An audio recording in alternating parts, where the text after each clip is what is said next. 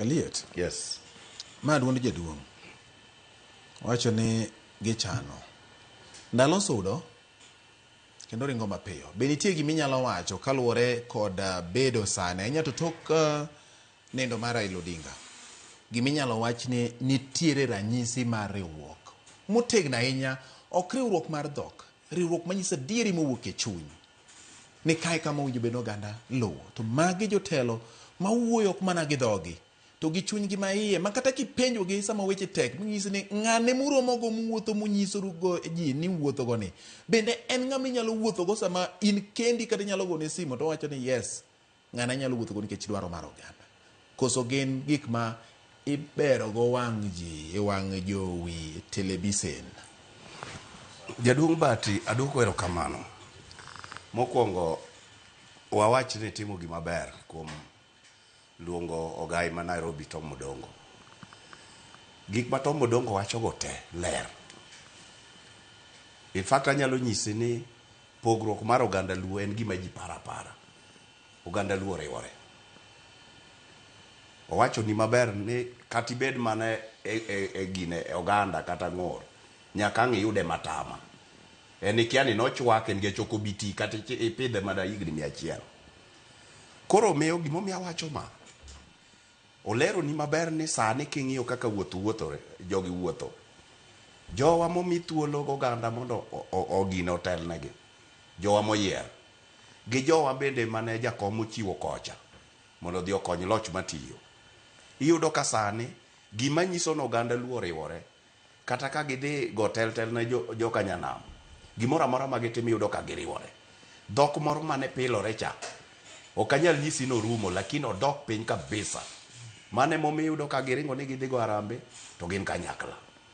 Kata ng'at achiel modhi kamoro to nyaka ang' iwinj kowacho ni lwet nyawadgi bende ochope. To kopogore gi mano, to ng'ama paro ni jaluo koriwore no, aparo ni ng'ane makelo chuny marach mondo med pidho kodhi maonge kuomwa. Nikech jaluo riwore, mane momiyo winjo ka giwacho ni ker mar jaluo en Odungi Randa moriwo pinje te ma jaluo nitie nyaka Kongo. Wawinjore.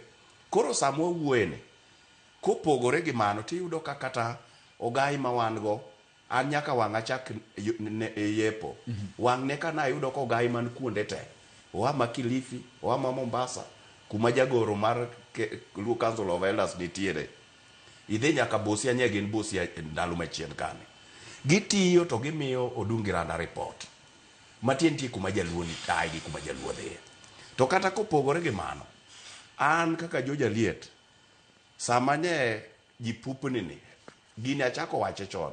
Mane otundo kama koro ne giyiera kaka ogai mar bunge la mwananchi Kenya. Anyalo nyisi ne ka okalo kuom gweth mane waziri Mbadi through his team omiya. Ne ka gomba kata par ne jaluo kuma gia gi kuma gidhiye. Ta nyisgi ni riwruok e teko. Asekawo thuolo ka Tom Odongo bende ogo tie ndalo nikech koro ka wan e lwete.